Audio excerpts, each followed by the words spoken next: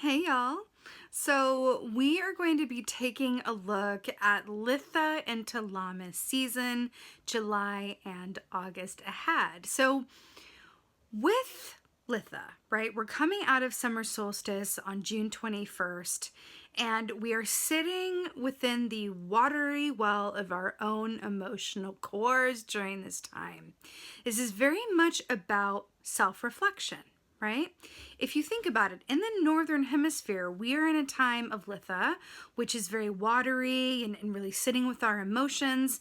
But then at our counterpoint in the wheel of the year, those in the southern hemisphere are at the time of Yule, aka Christmas time, which is also a time of reflection, just through a different lens. So and no matter where you are in the world, whether it's northern hemisphere, southern hemisphere, Litha is very much about really sitting with how you feel from a place of reflection and non-resistance, being willing to sit with whatever arises from a place of stillness. It's really about the emotions, the emotional core, without necessarily taking any steps or trying to figure out how to fix anything or alter anything or how to shift one emotion from, one thing to another. It's really just about acceptance of the emotions as they currently are and really sitting with those.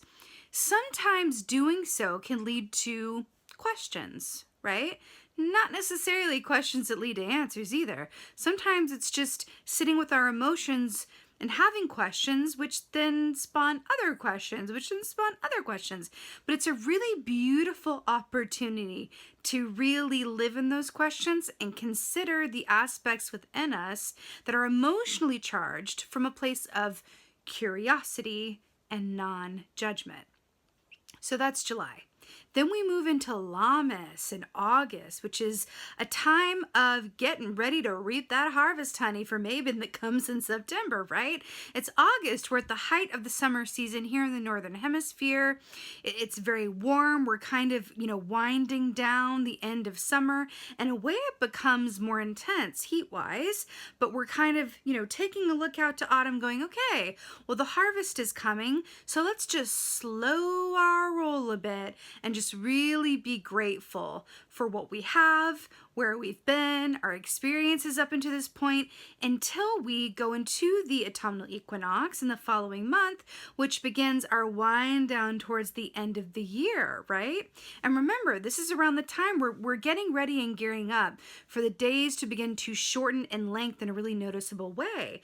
So it's interesting around that time of equinox and going into the autumn time that in August, it's sort of like one last abundant hurrah, where we're going, yes, like this is wonderful. This is where there's plenty of fruit, there's plenty of veg, there's plenty of food. Everything is in abundance. We even have an abundance of time. This is usually when we have time from work off. School is usually not in session. It's a time where we can really sit down and really appreciate taking things a little bit more slowly, and also, sharing that joy, sharing the sun being at, its height in the sky and giving us warmth from a place of excitement and joy. Because it's an exciting point as well, because when we are just before the autumnal equinox, we are coming up to the harvest and the holiday season and going back to school and all of those things. It's an exciting time because that's also, a time of year where we have a lot of holidays, and there's an aspect of like, okay, it's like a fresh new start within a fresh new start, right? We're ending the summer, we're going back to work or back to school, and then we're going in through a time which leads to Samhain, and if you're in America, Thanksgiving, and Yule/Christmas, and New Year's resolutions, and the New Year, and all of these things. So it's kind of like let's just relax and really enjoy being where we are as much as we possibly can before the rest of the year unfolds and we're back into the groove of a lot going on. So July and August, this is really such a beautiful, very special time period where we are not just asked, but encouraged to really move a little bit more slowly and be exactly where we are from a place of pleasure, right?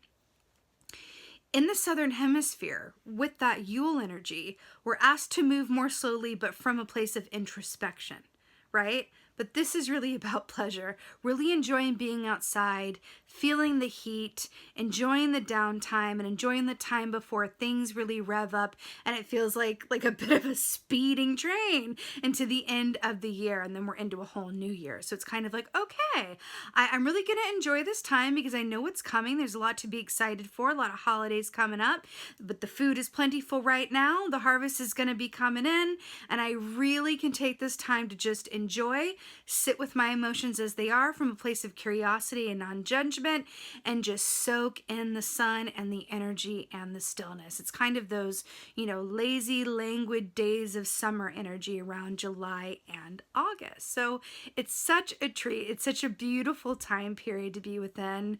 And with that being said, I'm wishing you all such a beautiful Litha and Lammas. I really love doing this series, relatively new series, where we're looking at 2 months ahead within the context of the wheel of the year, because if we can be aware of what nature is doing, of the cycles of nature within a wheel of the year context, then that empowers us to really work with that given energy and get more out of it.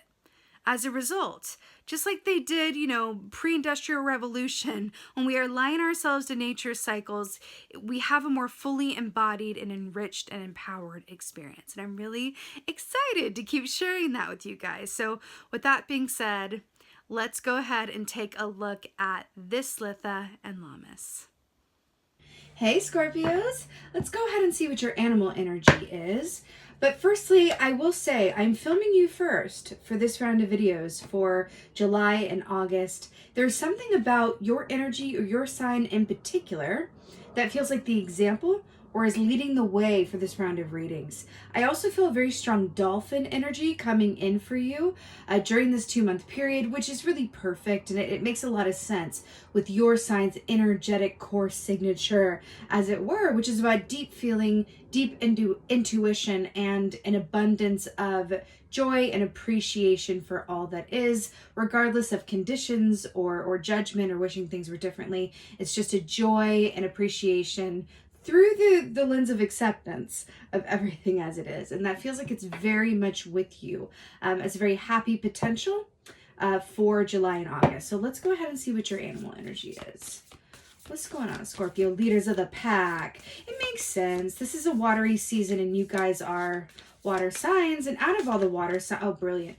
Out of all the water signs, you are very much able to connect with the shadow aspects of yourself, and in doing so, the collective unconscious, the subconscious darker aspects of the psyche that sometimes aren't as comfortable to sit with or even acknowledge, let alone go swimming around in and investigating. But if you can think about this time period, especially as a Scorpio, of your superpower being the ability to sit with those darker aspects, the subconscious, the unconscious, the darkness of the collective psyche, because there is a dark. If there is a light, there is a dark, right? It's important that both are honored and accepted as they are, right? We have a tendency to feel a lot more comfortable with lighter things. Just as, we tend to, let's keep it positive and let's focus on the good and that's brilliant and wonderful. But when it comes at the cost of giving as much attention and healing to the darker sides of ourselves and of the human experience, then it becomes imbalanced and we don't have a full picture in that way. So that really feels like that is coming up for this season, and you guys are the example in that way. So I have a feeling for this round, I'm going to be saying things like, be a Scorpio about this a lot for this round. So your animal energy is brilliant. So horse, but why this is brilliant is that, this season that we're in is starting off with Cancerian season, a fellow water sign. And this represents the Chariot, which represents, of course, the sign of Cancer. So I really like that you're getting this. But what I'm obsessed with is we're talking about you being the leader of the pack, and then you get a horse, and it's just like you're running out ahead of everyone. And not in a good or bad way. It's just there's is something about your energy that you are the example. So I really like that for you. Now, horse energy in particular is so beautiful because it's about personal freedom, right? It's about really becoming aware of the ways in which we limit ourselves, the ways in which our circumstances are limited, and really breaking free of those ties that bind, whether they be self-imposed or imposed by others, or your circumstances, or your upbringing, or stories that you believed, growing up, whatever those are, really acknowledging them, becoming aware of them, and then breaking free. This is the horse in the pen that never gets to run free and then just jumping over that gate and saying, oh my God, I could have jumped over this gate all this time, jumping over and then running free. So this is a beautiful, beautiful energy. But also why this is so, so perfect is that horse energy is very much about allowing oneself to go with the natural timing of events. So it's another way of saying going with the flow. It's similar to fish energy in this way. However, this is a more empowered, independent, mindful going with the flow. It's like I go with the flow from a place of my own personal freedom, knowing that my insistence on certain timelines or restrictions or conditions or judgments in any way is not in alignment with my core horse energy, right? This is about freedom. So I really, really love this for you. And movement forward, as it is the Chariot, right? It's really beautiful. Let's go ahead and see what's going on, Scorpio. What is going on? Ooh, 2 for 1. Oh, ooh, I just got shivies. Okay, let's talk about this. So first up, we have 4 of forces. So you can see here, I think you can see this. It's a spring, autumn, right? So on the top is spring, the bottom is autumn. We flip this and then it's autumn, right? So this came up in the upright. So 4 of forces, spring into autumn, talks about timing and transition points. So this is really interesting. But if you think about the time period that we're talking about July and August, which is what? The bridge between spring and autumn. We are here in the summer season, at least in the Northern Hemisphere. If you're in the Southern Hemisphere, you can go on and flip that. But it's really interesting that this is coming up in this way. There's something, referencing this bridge in between the season that feels very important. But I have to say, something that came up in the July readings that I did, I think it was for Aquarius. There was messaging around flowing into autumn and about how this summer season, specifically July and August, there is this emphasis of flowing into autumn. Really, really appreciating and taking advantage of the fact that this is a watery season. This is a watery time. And what does water have the ability to do that no other element does? Move with ease in a given direction. Woo! I just got shivies. Move with ease in a given direction. And then with the horse, this is really beautiful because this denotes your ability, again, as a water sign, as Scorpio, to flow through this time period with focus, with intention, but without any sort of impediment, whether that be, physical, spiritual, psychological, emotional, especially emotional, right? It's really, really beautiful, but I'm really drawn to that bridge of flowing through this time into the next season. It's a bridge, right? The fact that it's not, that it's implied here, feels like this time is, you really have the opportunity to I don't even want to say enjoy this time, because you do have an opportunity to enjoy this time, but you have an opportunity to flow through this time period in a way that other energies may not afford you the same luxury, I want to say. So taking advantage of that, right? The only thing that can really impede the flow of water is fear or restrictions or judgments or really ego, which is funny because we have views of the ego. You see it in the upright. We got views of the ego in the reverse. So what's really brilliant about this, I'll hold it in the upright so you can see what's going on here. But views of the ego is very much about our own self-perceived limitations. This is a really interesting theme coming through for you, Scorpio, right? And it's interesting because we're talking about reflection, and water is a reflective surface. There's a lot of that going on here. Views of the ego is all about restriction. It's how we restrict ourselves, right? It's also about, if I look at myself and all I see is what is in the mirror, right? That's there's a separation in that, right? Do you see the separation here? Like through the mirror, and you see like his hands on his hips here, and then there's like three people going like, well, who do you think you are? There's this separation here that's implied. The fact that this is in reverse, right?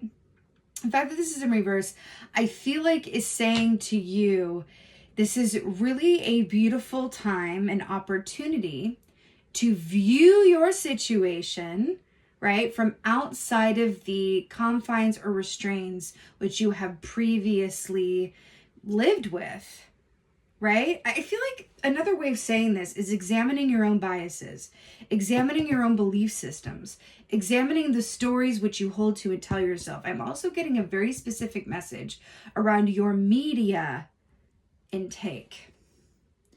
So look at it this way. You are responsible for the news that you take in, for the people that you spend time with, for your own energy, right? What you do for yourself, self-care, all of those things. In the collective energy, humanity at the moment, we have been going through an enormous reckoning, right? And that has not stopped. It's still going. It's something that has been, going and going and going, right? But around that, there's news, there's media, there's stories, there's a lot of stimuli. And you are responsible for what you ingest and the frequency with which you ingest it, right? And also keeping in mind that there are certain aspects of the human experience and things that need to happen within humanity for things to shift ultimately in a way that is for the long term and for the betterment of the whole, right? And there's going to be the saying comes to mind is, in order to make an omelet, you got to break some eggs. And that's what we've been dealing with, as a collective. So I'm really feeling with this. Be mindful of the energy that you are around. Be mindful of the energy that you are ingesting during this time. You are responsible for how you feel. No one can make you feel anything.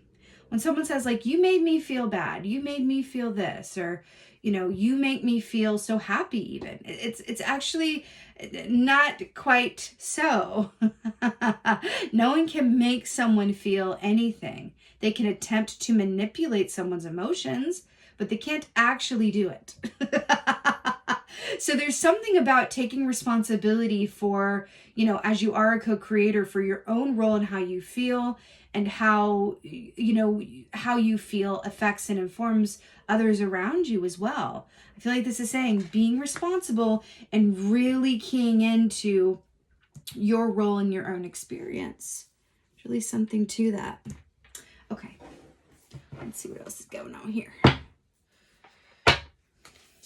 Also, it's 2 4s, which is really interesting. 4 is the number of balance. Wow, I love this. So 4, 4, 5, here we go. So this is really interesting here because here we have 5 of Scrolls, diversity. Can you see that? It's really, really beautiful. So this is about changing it up. This is about diversifying your portfolio, whether that be your social portfolio, your work portfolio, your personal growth portfolio. This is really about allowing yourself to be open to new ways of thinking, new information, new opportunities, new potential. This is about, can you allow your mind to be expanded, right? Can you ingest information? Can you learn? How teachable are you? That feels like rather the point of this, like this whole reading, like how teachable are you? Because there's something in that as well when we talk about the Ace of Cups that was coming in for you at the top, right? With the dolphin, being teachable. I'm a teacher myself, and it's a cliche for a reason.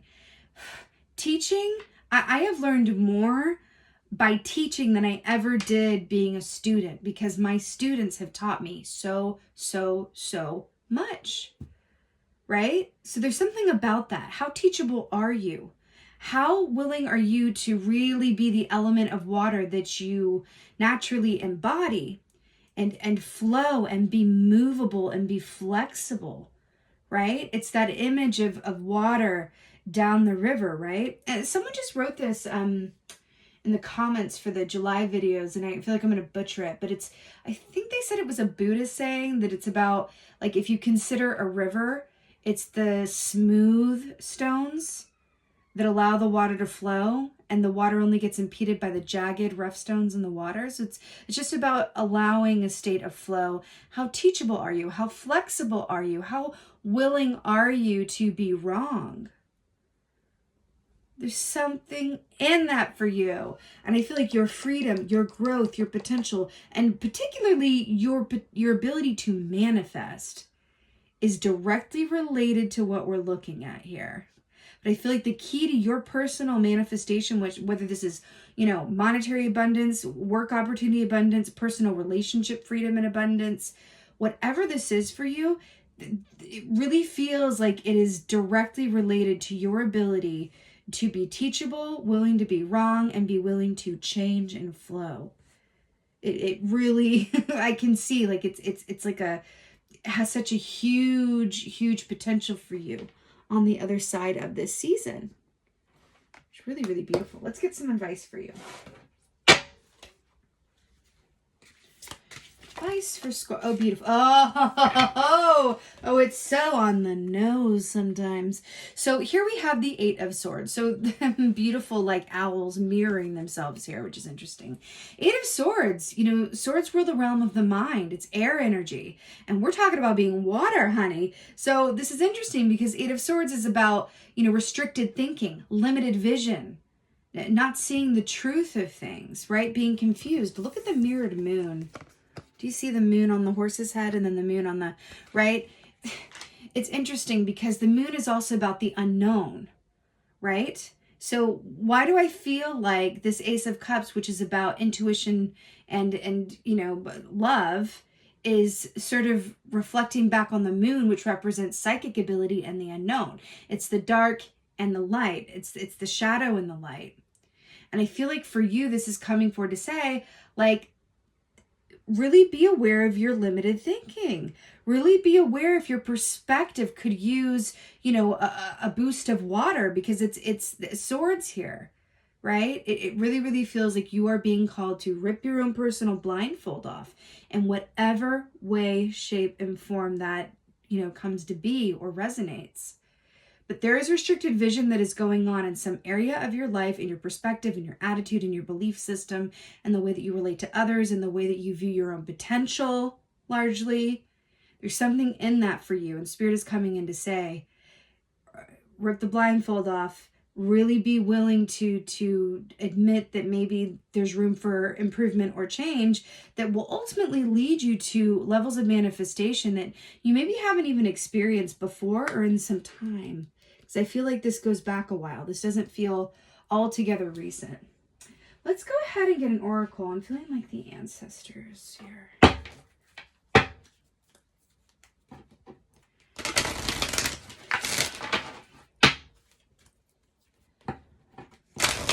Definitely feels like you have a potential.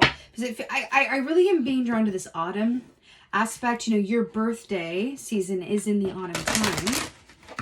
And I feel like you have a potential to achieve a sort of freedom within this time period, which is going to allow your autumn time and your birthday season in particular to be especially abundant for you. And that's... It feels like a very happy potential. Did we get 2 for 1 again? Yeah, we did. Oh my God, look at this. Okay, so master ancestor DNA adaptation. What have we been talking about this entire time? Adaptation. Did we not say? How well can you be flexible, adapt, be willing to shift, move, right? But master ancestor DNA also speaks about, the stories that we tell ourselves and who we come from. We talked about that as well. So this is really a long-standing, point of focus that's coming through for you. This is not that recent. There are belief systems or ways of going about things that have been impeding your progress or impeding your growth and really your manifestation potential. And your awareness is being called to those aspects of yourself during this time. You also got messages, communicator. Look at this lady in the body of water with this beautiful, I believe that is a raven there. Look at that. I literally can't. Communicator, messages. She's literally in the body of water, right?